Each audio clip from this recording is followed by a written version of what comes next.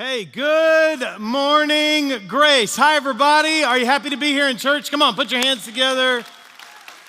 If you are happy to be here, if you believe the Texans should have been in the Super Bowl, welcome on Super Bowl Sunday. Next year, we're believing.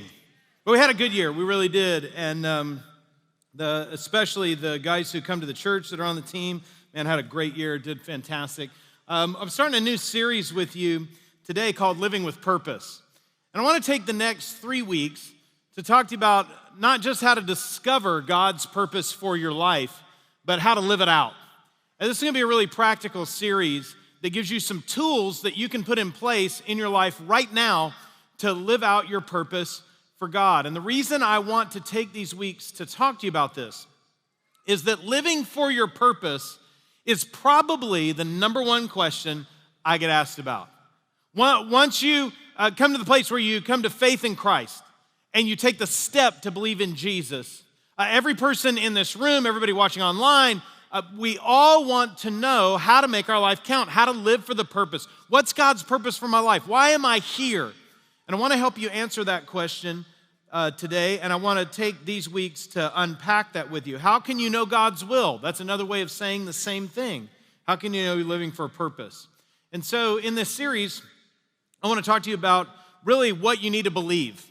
So I want to help you with your beliefs about God and about your purpose. I want to challenge some of those and help you nail down what you really need to believe to live out your purpose. I want to talk to you about what to think because many times it is the thoughts in our mind that can keep us from living out the purpose that God has for us. And I want to talk to you about what to do. It isn't enough just to believe and just to think. You actually have to take some action. And I'm going to break down how you can take action right now and start living out God's purpose for your life.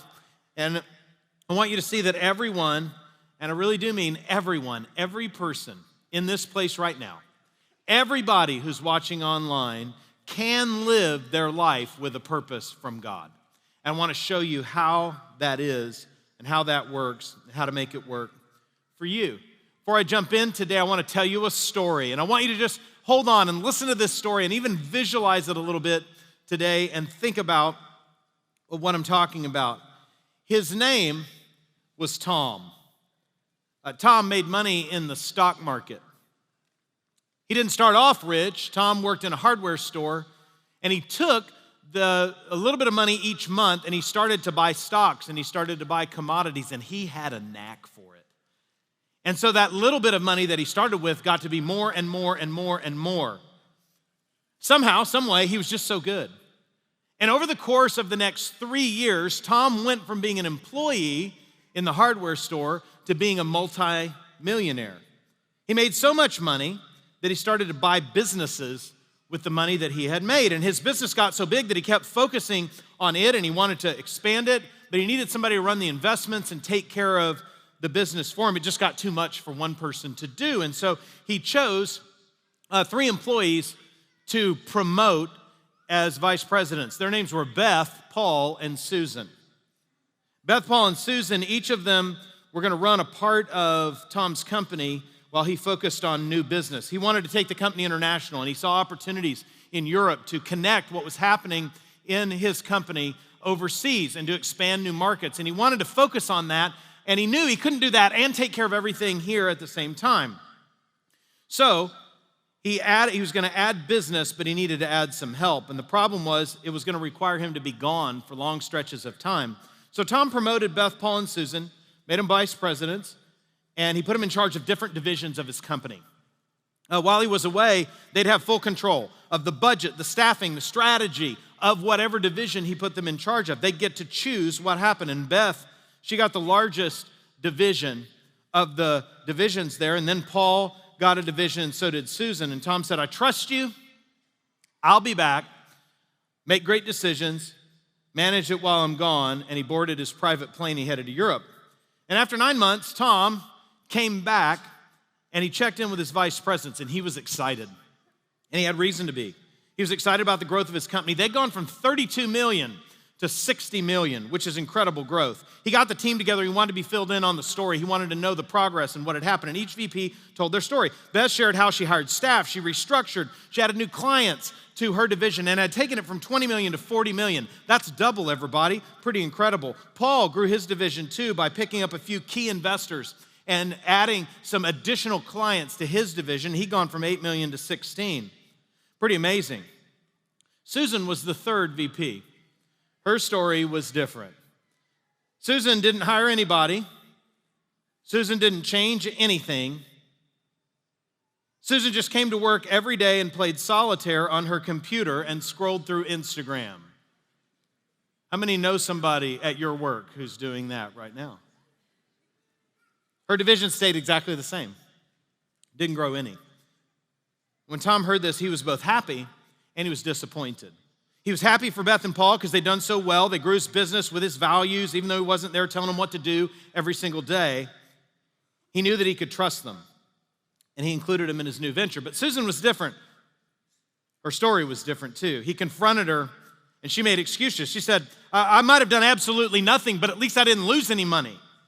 And you still have your $4 million division. And Tom told her you could at least put the money in the bank and earn interest, but because you were lazy, because you didn't produce, because you didn't care, he fired her. And he took the division she had and he put it under Beth, his other VP. And I want you to think about that story for a minute. I want you to clue into it. And I want to ask you a question right now. If it were you, if you had been the owner of the company, if you were Tom in this story, and this happened to you, would you have done any differently? The truth is, all of us probably would have done exactly what Tom did in the story. I also want to ask you another question, and then I'm going to help unpack it for you. If you were one of the vice presidents that I mentioned, Beth, Paul, and Susan, which one would you be?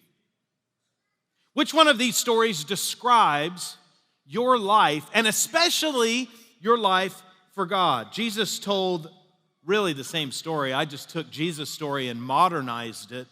Here it is, Matthew 25, verse 14. It's called the parable of the talents. Here's Jesus' words. I feel like they're talking to each other right now. If I get some help with both of those, please. Again, it'll be like a man going on a journey who called his servants and entrusted his wealth to them. To one he gave 5 bags of gold, to another 2 bags, and to another 1 bag, each according to his ability. And then he went on his journey. And the man who had received 5 bags of gold went at once and put his money to work and gained 5 more. So also the one with 2 bags gained 2 more. But the man who received 1 bag went off, dug a hole in the ground, and hid his master's money. After a long time, the master of those servants returned and settled accounts with them.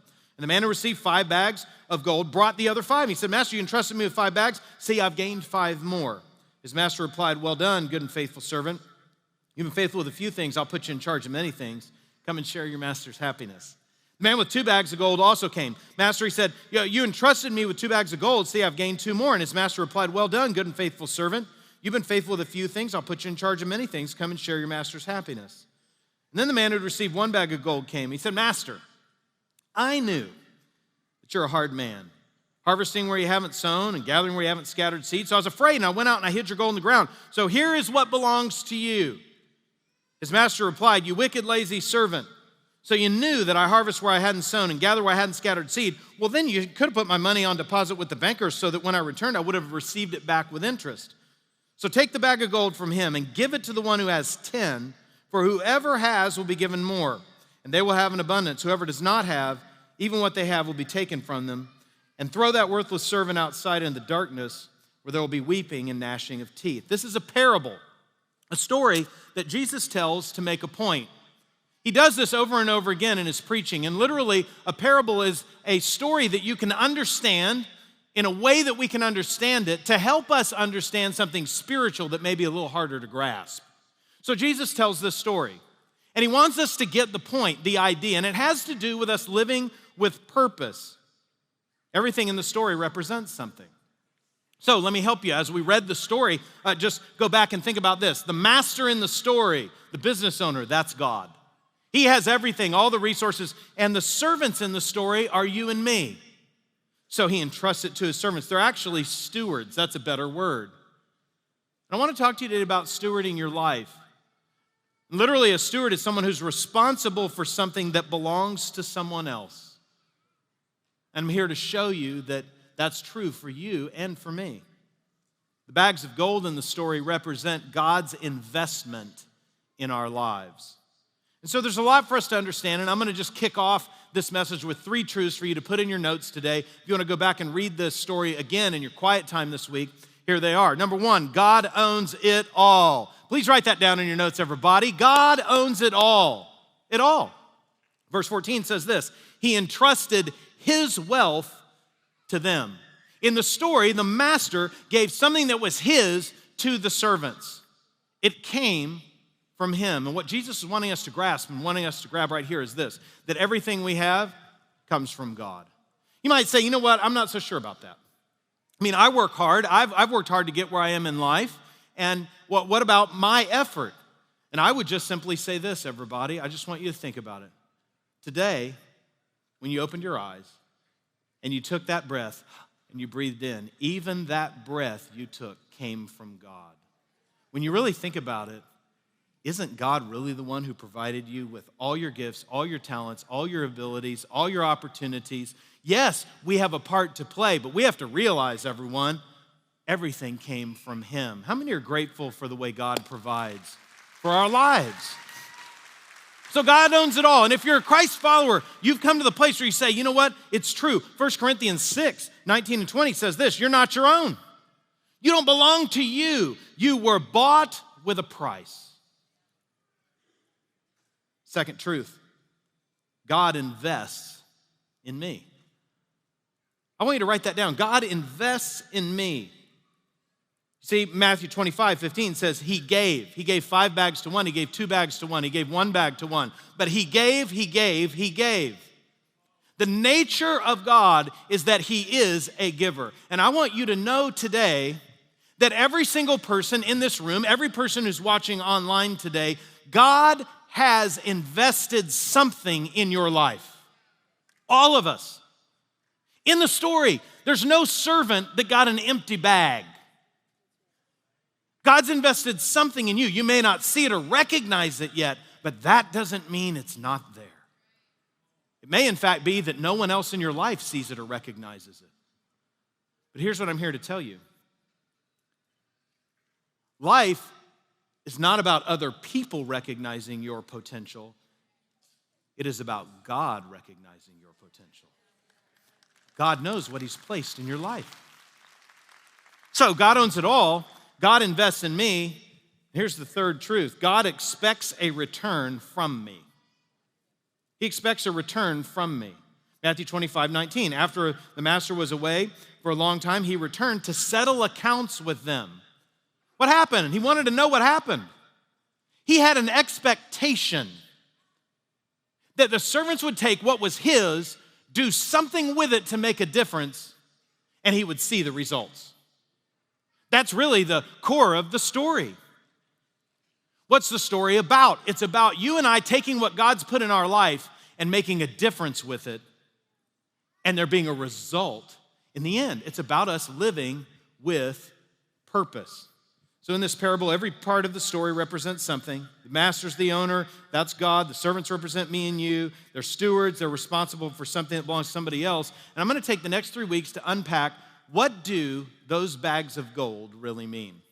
Now, some people, you may have been in church sometime or heard a service sometime, and a message was brought about this story. And most often when a message is brought about this story, it's typically about finances. I wanna tell you today, I'm not talking about finances today at all.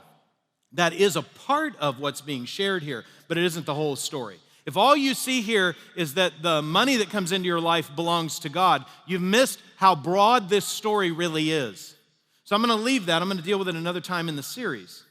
I wanna share with you right now, what was the investment that God put into each one of those servants? In other words, what is it that God invests in our life? What do those bags of gold represent? And I want you to write these down so that you can think about this with me. Here they are, 3 words. Number 1, time. Number 2, talent. And number 3, treasure. Notice how all of them start with T. I'm trying to make it easy for you. Time, talent, and treasure. What does God invest in our life? He gives us time. He puts talent into your life, and he is the provider of everything that comes our way. Time, talent, and treasure. And the rest of the message today, I want to spend the next few minutes with you talking about how to steward the time that God's given you in life. I'll focus on the others later in the series. What does it mean to steward my time? Let's talk about time for a few minutes. Let's begin with where our time goes. All right, this is just some interesting kind of facts that in the research that I did this week. Every single one of us has 168 hours every single week. It's interesting that all of us have the same amount of time in a week. Nobody gets extra time in a week. I mean, sometimes we say I have to make time. You actually cannot make any time. You and I have the same amount of time as the person sitting next to you. We all have the same amount of time, 168 hours in a week. Well, let's talk about where it goes. Well, there's some things that you and I spend our time on. I did a little research. So, for example, let's start with this, sleeping. Okay, the CDC says that you and I, the average person, spends 47.6 hours a week sleeping. Some of you are doing that right now. Just like to point that out. That's 6.8 hours a night. You say, man, I wish I could get that much sleep. This is the average. So that means some of y'all are sleeping like 15 hours. You know what I'm saying? Because somebody's pulling an all-nighter. But I'm just saying this, 47.6 hours a week. All right, let's take another one. How about work? Whether you have a job or you work in the home, how much time do we spend working? Well, according to Indeed and other business websites that track this, in a normal week, you spend 37.5 hours a week at work. Now, I did not say those were productive hours. I'm not talking about you. I'm talking about the person who works next to you, like at the desk next to you or cubicle next to you. You know what I'm saying? They might be at work 37 hours, but they might work 22 hours. You know what I'm saying? All right, let's look at another one, eating. You're going to go from here and have lunch? How many are going to go Papacitos today? You're going to go to Papacitos. You feel the Papacitos calling you right now. Got to eat. According to the USDA, we spend 7.8 hours a week preparing and eating food. That's 67 minutes per day. Here's another one. Now, these have been easy, right? You've liked this and you've laughed and everything. Let me give you one. This is just for you. How about screen time? Can we talk about screen time for a minute? What is screen time? It's time you spend looking at a small screen on your phone or an iPad or tablet or a television set. So just think for a minute, how many hours? If you spend these other hours doing other things, how much time do you spend on screen time? Well, there's varying studies that have been done, but I took the middle one, okay? So this isn't like the top and it's not the bottom. This is from Comparitech, and here's what it said. The average person in the United States, where we are, spends 49 hours a week in front of a screen. Look, I'm not trying to tell you how to live, but if you don't have enough time for this, I can see somewhere you can get some back. You don't need to know everything on Instagram every day. Take it if it's yours. That's just for you. So 49 hours. By the way, if you're under 30, that average goes up to 7.5 hours. If you're under 20, that average goes over 8 hours per day of screen time. Where else does our time go? Family time. 4.3 hours a week. That means the average family spends 37 minutes of quality time together every day. That's according to the New York Post. Here's some other just thoughts about time for you. If you're here today, you're a senior in high school, you're going to graduate in May, and you're looking forward to college, let me just kind of break it down for you. If you want to get a 4-year college degree, it's going to cost you 5,040 hours. That's how long it costs to get a college degree. That's not just class time, that's class time and study time for a 4-year college degree. If you want to become an expert in a field, so there's something you want to study, you want to be an expert in it, most professionals now say that if you will commit 10,000 hours in an industry or a niche of an industry, you can become an expert in that amount of time. You get a college degree in 5,000 hours.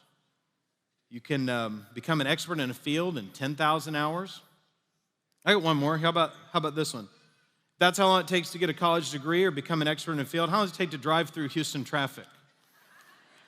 The answer is who knows? I mean, there's no way to know how many hours that takes. But here's the point. All of us have 168 hours every week. We have a certain amount of time that God's given us. And I want to talk to you about how to steward it. I'm going to give you 4 ways you can steward your time. And it's an acrostic, and it spells time, T-I-M-E. So if you're a word nerd, just put T-I-M-E down the page just like that. And let me help you with these 4 principles, and they're right here out of this story. First, trust God will use your availability. Trust God will use your availability. This really is the beginning, because you see, what holds us back from doing something for God is that we think we have to be good for God to use us. I'm here to tell you that you don't have to have ability for God to use you. God can use anyone and anything that He wants to use in any way that He wants to use it. He has the power to always make us able, but He will not force you to be available. You and I have to choose that. We've got to trust that God will use our availability. Through the Bible, throughout history, God never makes people available, but He'll always make you able for whatever He calls you to. So can I say it to you another way, everybody? Listen, stop looking at who you aren't and start looking at who He is. Because we spend so much time talking ourselves out of doing anything for God because we don't have this talent or ability, or we don't have this, or we don't have that, or I'm not like them, or I don't think I can do that. And we talk about who we aren't. I'm here to tell you it is way more about who He is than who you are not. God can take you right where you are and make a difference if you'll be available. It's a choice you have to make. So trust that God will use your availability. In this parable, all the servants got something. Like I said, no servant got an empty bag. Everybody got something. So don't listen to the voice that says you aren't good enough.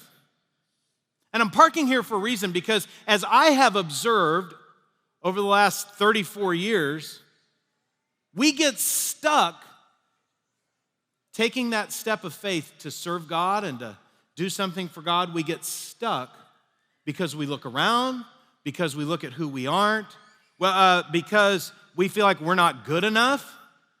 And many times that can stop us. It is a tool that the enemy uses to stop you and me from being who God's called us to be. So let me talk about that. I want to talk to you about what we call our dream team here at Grace. Our dream team are all of the people who help make every ministry possible here. There are hundreds and hundreds of people who are part of the dream team that help a service like today come together, or all the ministries that happen throughout the week, but particularly on a Sunday, they're serving all over the place. And you encountered them on your way in. When you were in the parking lot and someone was waving at you, that's a dream teamer. When you came in and someone greeted at your door, that's a dream teamer. You had kids and they helped you find the kids ministry, that's a dream teamer. They helped you sign in. When you took your kids and they went into the auditorium, listen, we don't just shove the kids in there and shut the door and lock it till church is over. There are teams of people who are there to care for and minister to your children. By the way, children's ministry for us is not babysitting, it's ministry. They're singing worship songs, they're learning about Jesus. And so it's not just ministry to them, mom and dad, it's also a ministry to you, because you can come in here and take notes and focus on what God's saying to you instead of trying to figure out how to keep the pacifier in their mouth for an hour and a half. I would encourage every parent. I didn't say this in the other service, but I'll just tell you, for me and Andrea, as soon as the kids ministry would accept our kids, we dropped them off there. Not because we didn't love them. It was actually because we did love them. And we wanted to make sure that they were getting ministry. And so, like, they sing worship songs. Our goal in kids ministry is that kids have fun and learn about God. And it builds a foundation for their life. And so I just encourage every parent, whether you have young ones or even newborns, there's a point where our whole nursery ministry will help you with those. And then they're not distracting you from the message God's trying to share with you. And sometimes, they can be a little disruptive to those around you. It's just helpful. So all the way through, we're here to minister to them. Here's what I'm talking about, the dream team, everybody. If you think you disqualify yourself, and that's what we do many times, we disqualify ourselves. Well, so let me give you a couple of common ones. Number one, I'm too old. So you may be here and you may be a grandparent, and you look around and you say, you know what? Maybe I've aged out. Maybe I can't do what everybody else can do. Maybe I can't be on the dream team, can't make a difference. Well, I would just tell you, don't tell that to Gene Valentine. Gene's part of our dream team. This is him right here. They have a picture of him. He's 87 years young, Gene is. Still serving in our senior adults ministry. Well, maybe you're on the other side. You're here today and you're a student and you go, man, I'm too young. I probably can't make a difference until I'm super old, like really old, like 30 or something. Well, if you think you're too young, number one, you never have to wait to make a difference for God. But if you think you're too young, don't tell Ziggy Allen. Here's his picture. He's 11 years old, Ziggy is. Serves in our Grace Kids production area. Maybe you're here today and you say, you know what, I'm too new. I need to slot in. I haven't been here very long. I'm too new. Well, don't tell that to Treasure Smith. She's on our young adults team. She's brand new to our dream team, making a difference with us. Or you might say, listen, here's the truth, G. I'd really love to do, I really want to help, but I want to tell you, I live too far away. It's a 12-minute drive to the church. It's a long way. I would just ask you, please do not tell Trista Enriquez, because Trista drives 45 minutes one way to get to the church, and it's serving on our cafe team. Or it may be that you say, you know what, and this is sad but true. There are people who say, you know what, I just got to tell you the truth. I've done my turn. I was a greeter, I was an usher. I led a small group, I've led a Bible study. I've actually done my turn. It's time for somebody else to do their turn. I want to just sit down and rest until Jesus comes back. Can you get me a lazy boy recliner? If you're tempted to say, I've done my turn, I just please ask you, do not tell Alex Pena, because Alex has been serving God with his family here at Grace since before we kept records about who was serving. I would tell you all the areas he and his family have served in, but we don't have time. I got to get through this message. And here's what I'd say to you, everybody. Look right here. Have you ever been tempted to say, man, I've done my turn, it's somebody else's turn? Here's what I'm here to tell you. And I want this to be nice, and so I'm going to sugarcoat it for you. I'm going to make it really nice. Our turn is not over until Jesus calls us home, or until the whole world is reached for him. Till then, we have a turn. You still have a turn. Just want to say that to you. Trust God will use your availability. Number two, invest. Invest yourself in God's mission. All the things I talked about are places that we spend our time, but there's one place you can invest your time.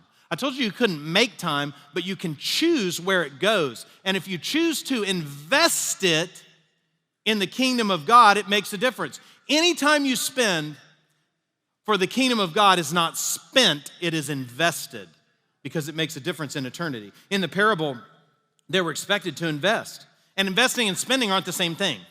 They put it somewhere where it multiplied. They put it somewhere where it made a difference. They put it somewhere where there were results. 2 of the servants invested, 1 of the servants did not.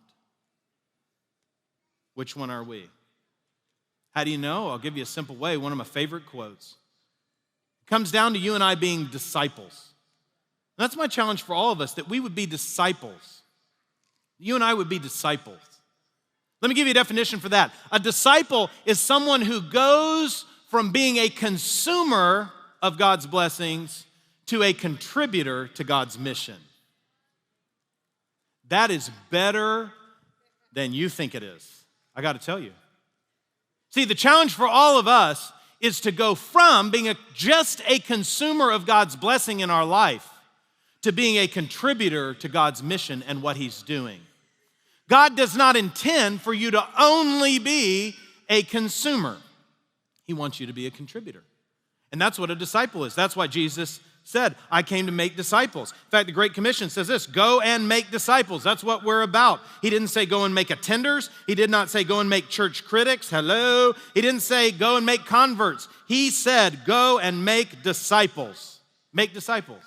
So let me break that down for you, because maybe you've never thought about this. If you're a person who's already on our dream team, I want you to hear this. And if you're yet to join our dream team, I want you to hear this, because you see, I mentioned a lot of ways that people serve Here at Grace, there's people who help park cars and people who open the doors and people who give a smile and a handshake and people who direct people around the building and people who serve in our kids ministry and our youth ministry and our young adults ministry and our seniors ministry. There's people who got communion ready for you today so that you could have communion. And when we're done with this service, there'll be people who come in here and clean this whole building so that our Spanish service at 2 o'clock, everything will be clean and nice and orderly. None of that happens on accident. And let me tell you, there isn't one thing you can do in this church that only takes one person to do. Our family's so big. But at the same time, I want to say this to you. Truth is, if you're parking cars, you're actually not parking cars. And if you open a door, you're not just opening a door. And if you greet people, you're not really just saying hi to people. If you serve in our cafe, you're not just making coffee. And if you help our kids, you're not just taking care of the kids. And if you work with our teenagers, you're not just working with teenagers. If you come and clean in the auditorium, you say, man, I'm just a cleanup person. No, actually, you're not. Let me tell you this.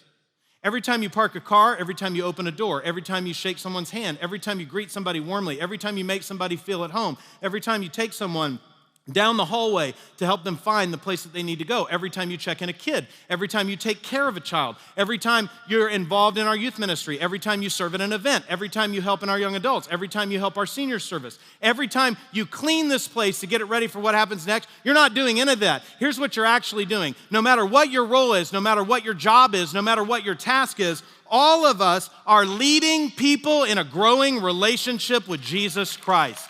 That is what you're doing. And all the jobs matter. Every part of it matters. In fact, Paul would even say in the Bible that it is the parts that we give the least glory to that actually deserve the most.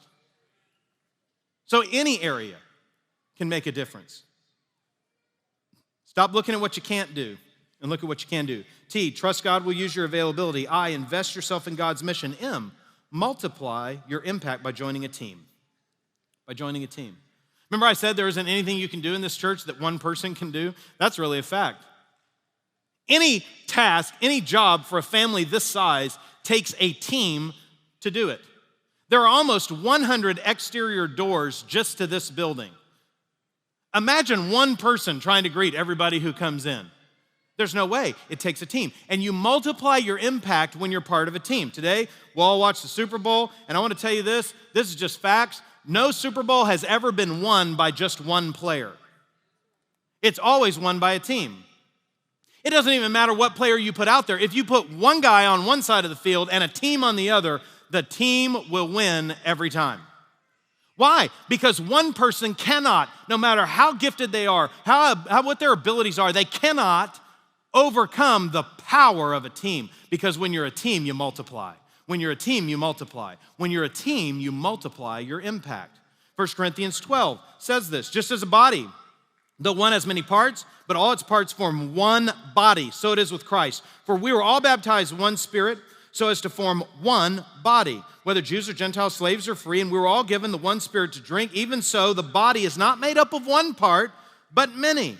Verse 18, in fact, God's placed the parts in the body, every one of them, just as he wanted them to be. So let me break right there and look right here. I want to explain something to you. I know you think you chose to come to this church, and in some way you did. And I'm really glad you did, by the way. But at the same time, I want you to know, if you believe in Jesus, this is your church home, God has placed you here. Because that's what the Bible says. You're part of a body. You're not a lone ranger. You're not all by yourself. You're a person that God said, I want them in Houston, Texas to be part of Grace Church Houston. That's where I want them. I have time that I want them to invest in the kingdom of God in that place. I'm going to make them part of a huge team, hundreds of people that are making a difference, and they're going to multiply their impact, and they're going to make a bigger difference together than any of them could make on their own. You are part of a body. You're part of a team, and together matters. I just wrote this in my notes just to encourage you. Together is more impacting, together is more encouraging, and together is more fun. We need to be part of a team.